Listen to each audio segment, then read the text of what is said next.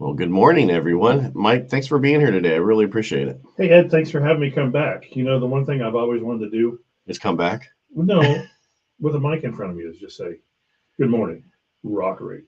Okay. Well, There, I did it. there you did it. Now you don't have to do it anymore. Yeah, I either wanted to be a goldfish or a DJ when I grew up.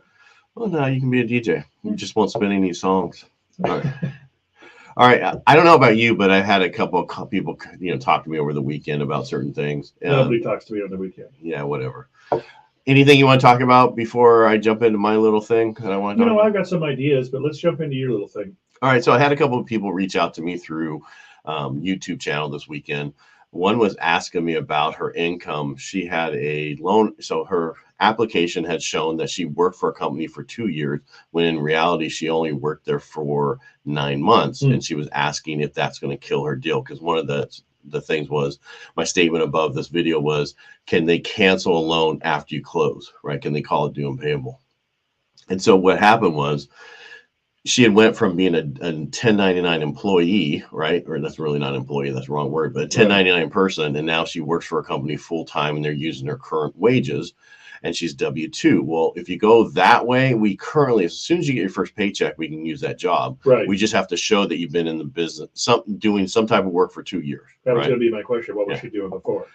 It was the 1099. It was some other thing, but they paid her 1099. So it didn't really matter, because I've had architects who worked for themselves who went and worked for a company so they could buy a home, and they got their first paycheck and now they can buy that home. Yeah. So the statement to her was, as long as they put on there your current history of 2 years, then you're fine. I think it was probably a typo. I don't think the loan officer was lying. She was all adamant that she thought he was lying on her thing. And I'm like, I don't think that's the case. No. It probably was a typo. He probably, somebody, they had to get verification of employment for her current job and put that time on there. I said, don't worry about it. It'll be fixed before you close, and it's not a big deal. And she's so adamant and worried about it. So sometimes you can make things out of things that doesn't need to be there. Yeah. Right. Yes, you can. It's really easy to do that. Right. And then another one reached out and said that I guess I can say it's full of shit, about when to buy a home. Was it early in the morning? Yeah, no, it was when to buy a home. Because I always say the best time to buy is when you're thinking about it to start the process. We talked about that on Friday. Right. But it was an older one. Because I always talk, when you talked about the best time to buy is when you know the market, because you know today and you know the market. And that's totally true. Yeah. If you can't afford it, we get it. It's not the right time for you. And that's not what I was saying. But he was saying, because you only want to buy in a buyer's market. Well, yeah, you only want to, I only want to buy stocks when they're really low before they go up. Yeah. It doesn't work that way usually. No. You buy when it works for you, and that's when you move in. And that was our little discussion about, facts versus opinion. We can state our opinion, absolutely, but we can back it up with some facts, right? Yeah.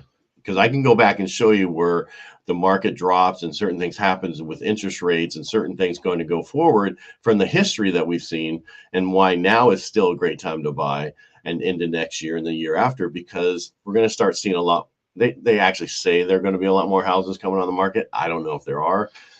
I just don't see it. I don't know where they're coming from. It would be very cool. I mean, there are plenty of homes in the United States to sell. If every seller said, "Hey, I'm going to put my home on the market," that's going to change the market. I don't see that happening. Right. Well, I saw a chart, and I should have had it, but basically it said we have 13 million more families and 3 million less homes. Yeah. So there's your problem. Yeah. Right. Years of no growth. Right. So 13 million homes, right, that have created that need places to live, and we have 3 million less homes. Right there tells you our problem. That's math. Yeah. Yeah. So use the numbers. Yeah. Well, but we did say that, there's lies, damn lies, and then statistics last Friday. I know, and we just quoted some statistics. That's right. But some of this stuff helps you understand why, when people say, "Oh, we're going to hit a bubble and it's going to break and we're going to go down." Well, when you have 13 million new households and only 3 million houses less, and I think Freddie Mac came out and said it was almost 4.5 million homes short, and Freddie Mac said there was even more than that short. That tells you we're not going to run into. We might slow down the appreciation, which is I'm okay with, and I'm sure you're okay with, so that we don't price everybody out of the market. It'd be interesting to be in what's considered more of a normal market, where it's still good for the seller and it's still good for the buyer. Right. Right now, we're still in the seller's market.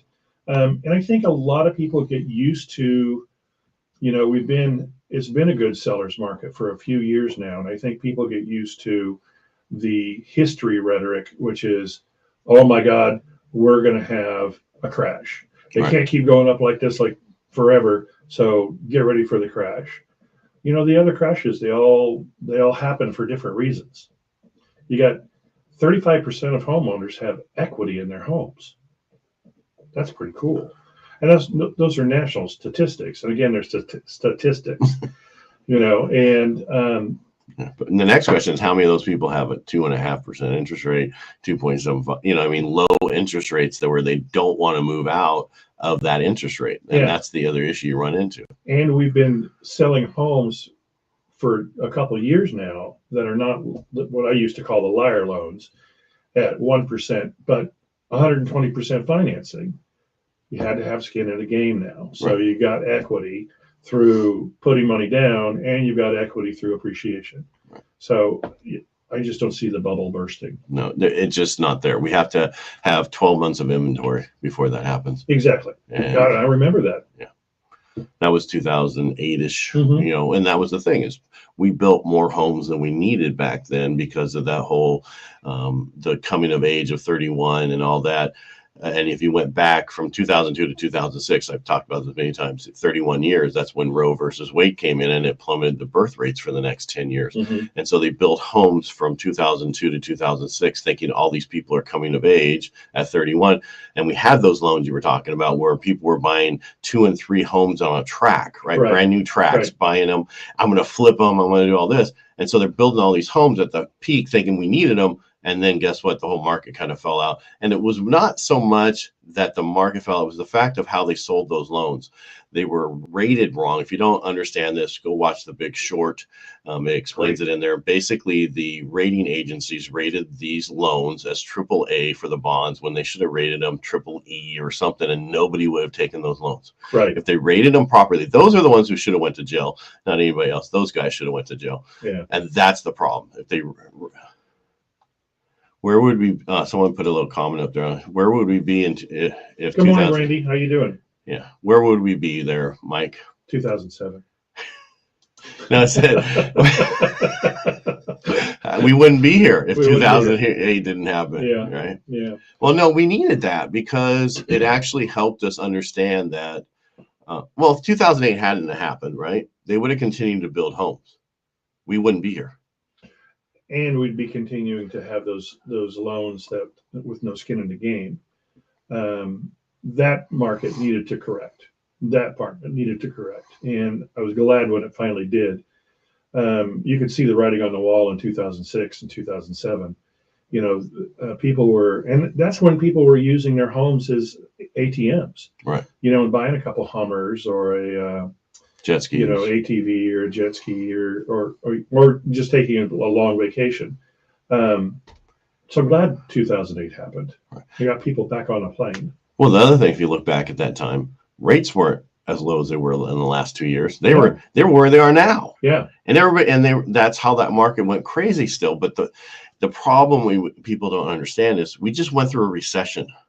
Yeah. The pandemic caused the recession. That's why they lowered the rates. That's why they increased the supply that they were buying on bonds and everything that they were doing mortgage-backed securities, because we were in a recession and we're going through a bad time. We're on the other side of it, and we aren't going into. It doesn't seem like it because with all the inflation and everything else going on, and with the government and all the politics, but we are in a great time. And what I mean by that is, there's 11 million jobs out there for people. Right. We've never had 11 million jobs out there. Now you can go, if you don't like how much you make right now, go get a different job. Right. And go buy your house. Become a realtor. I know I said go buy your house. I didn't say go poor. Oh. Yeah. Not the thing about that is it's like everything. Everybody thinks, usually when you're at the top of a market is when everybody is getting into real estate. Right. If you look in the past. The difference now is we're not that way. And it's still the amount of real estate that's being sold are usually sold by the top 10% in an office. Right. Yeah, exactly. Brandy's one of them. She kicks butt. She's involved in people's lives, and they want to use her and her team to sell homes. Be involved. That's right. Well, the most important thing is to be. What did she put? Danny. Do you guys think that rental rates will back up or reverse? How does this coincide with our current market trend? No. No. Yeah. I don't see, watching across the nation, you've got low home prices in Ohio and Utah and Georgia and Arkansas, but the rents are high. Mhm. The rents are high. Rents are high here. Yeah. A 1-bedroom apartment in Modesto is 15 something a month. A 2-bedroom is 18 something a month. Yeah. 1-bedroom, 1-bath in Lathrop is $2,200 a month. I was going to say 22. Yeah. So that tells you, if you look at the chart for rents, which maybe I'll have it for Friday, I'll bring it back and we'll talk about it again on Friday. But there's one thing that thing has always done. It started down at the bottom. If it started down here and now it's up here, it just keeps going up. Rents will keep going up because as rates go up and people can't afford to buy a house, they have to rent. Right. And as I said before, supply and demand. Yeah, we're going to get to a point where we already at 9 million people who can't afford to buy now nationwide because the rates went up what they did. Now you just created 9 million renters. Yeah. And you mentioned something on Friday that I just don't think of, and that's hotels. People living in hotels on a monthly, weekly basis. It opened my eyes a little bit. I don't think about that. I don't think about people living in a hotel. I think of them as a spot to hang out while you're on vacation. Right. Well, everybody comes to Modesto for vacation. No. Okay. All right. Okay, that was sarcasm. Hey, they will once we have our ballpark. And I hope we get that. Yeah. A lot of people are against it. I'm for it. I understand the 100%. whole thing. I think we have the Gallo. The ballpark would just help out. Yeah. And it would be a huge change to downtown. We'd have more people come here. It would change the whole city. Yeah, something like 340 days of activity downtown because of the ballpark. Right. Not because of the season, because of all the extemporaneous stuff that was going on. That's a big word, isn't it? I have to look it up. Don't. It doesn't mean anything. All right. I think it would be a great idea to have it. It would help change us again, just like Gallo changed us. Yeah, absolutely. The Center for the Arts. Well, Gallo actually changed us too, but we'll go on. Yeah. But a lot of people. Yeah, and even them. I mean, California has to change how we do things. We have to get better for businesses. I don't get into my political. That's a radio show, but we need to change how we deal with business to keep them here so that people are employed and people can work and people can live here. Yeah. And that's what needs to change. So I'm just going to say one last thing. If you need to get out and vote this year, you need to vote your pocketbook. You need to vote what's right for California. We all pretty much, Republican or Democrat, we're all in the middle, most of us. If you're on the right or left extreme, you're not listening to me anyway. But basically, we need to get out and vote and protect the California, and we need to make some changes. So please do that. Yeah. And if you don't know what you're voting for, meaning if you don't understand, don't read the title. If you don't understand the bill, you don't understand it, just check nothing. Yeah. Yeah. Or, hey, do a little research before you go into that booth or you vote by mail. Yeah, I'm just saying because some people voted for the gas tax, they can no meant we weren't getting it, and no meant we were getting it. Right. So and the Safe Neighborhoods Act was nothing about safe neighborhoods. It had to do with getting people out of prison. And we're political again. No, I'm just saying you need to understand these things when you vote. And it's the same thing when you go into real estate. You need to understand the thing you're signing, that you're signing a contract. Yeah. So let's bring this back to real estate. When someone signs a contract with you, right, that they're going to list their house or they're writing an offer, and it gets accepted, that is an actual contract the moment you put earnest money into it. And you have to live and die by what it says on that contract. Legal binding contract. Yeah. And a lot of people don't understand that. No, and you're exactly right. Hey, let's talk real quick about VA loans. Okay. I was thinking this weekend, in this market, it is very tough for a veteran to be able to purchase a home because of the competition, just the sheer competition between conventional loans and cash. You're never really going to compete against cash if they are at ask or over ask and competitive in price and terms with other stuff. But VA loans are amazing loans for the veteran. And they really don't. They've changed so many of the guidelines to where it doesn't cost the seller that much more to be able to do it. It doesn't cost them any more. Well, you gotta, sometimes people understand that you have to provide a pest report. You do, but if there's you, an issue, you can do a short form, which just says there's no active pest. That's all VA needs. That's exactly what I was going to say. And the veteran is allowed to do the work if the work needs to be done. So the seller doesn't necessarily have to do the work or do anything that he wouldn't have done in this competitive market with a conventional loan. So I know you can't pick a veteran over somebody else because he's a veteran. That's against all kinds of stuff. Actually, they're a protected group. Did you know that? So if you don't take their offer, group. Yeah. No, I mean, when you look, saying, I looked at, you know, it's like, because I always have to look at these things because I get relicensed all the time, and they were in that line. I was like, wow, I didn't realize veteran was one of those protected things that, you know, that you can't discriminate against. And what I'm getting at is when the VA loan, most people think the veteran has no money. Right. That's not the case. That's not the case. The fact that they don't have to put any money down means that if the house came in at a higher value than, I mean, a lower value than what you wrote it for 10 grand, they probably have that in their bank account. Right. They just don't have to use it. So don't think that they can't make up the difference. Right. And I'm a vet, and that's why I'm adamant about it. Well, and basically my message is to sellers and agents. Educate yourself on the VA loan. Understand it's not a bad product. It's not going to put anybody in harm's way, and you're benefiting a veteran by giving them a fair shake. Right. So, and if you're competing against a cash offer, it's really hard, like you said. Yeah. But a lot of the cash offers aren't individuals going to buy that house. It's REITs and other people who are buying those houses, right, so that they can turn it into a rental. So there's a lot of stuff that you have to be there. Brandy says, thanks, Mike, for educate your sellers. Yes, please do, because a VA loan is one of the best loans out there for a vet, because it goes up to 1.5 million. So you can go up to 2 with no money down, which that's just unheard of. Well, I mean, just unheard of in the past, because I've been doing VA loans forever, and the fact that they changed that a couple of years ago makes a huge difference, because it used to be by county. It's no longer by county. It's just across the whole state. Right. And you've got a limit at which you don't have to participate. The veteran doesn't have to participate, but then you can go over that VA loan limit with putting cash down, correct? Yeah, but that's the loan limit right now is 1.5 million. I know. All over California. Isn't that cool? Yeah. So what I mean by that, or that's nationwide, but what I get is it's really up to 2 million, but most of us don't go that high, right? We cap it at 1.5 million. Give it a couple of years, we'll get there. It's a great product. It's the best product now ever since they changed it. So, and the biggest thing, I do a lot in Tuolumne County, and that's why I brought up that short form for VA, is because there are always issues with a deck or there's something else. And as long as you can get that says there's no active pests on that short form, the biggest issue you run into is a lot of the pest companies don't provide that short form. How does the hardscaping affect the veteran when purchasing if the seller doesn't want to make the changes? Which change are we talking about? You know, where you've got to concrete so many things over, you gotta get a defensible area around your property in Tuolumne and Amador in the high fire severity zones. It doesn't even come up. It doesn't come up? No. Okay. Because that only comes up for insurance. Okay. Wondering. Yeah.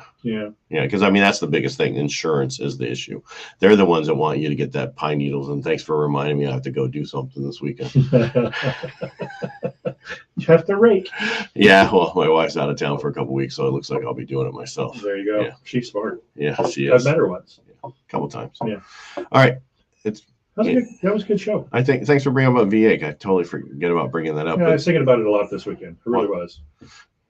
That's what you were thinking about this weekend? Actually, it was. Really? Yeah. Okay.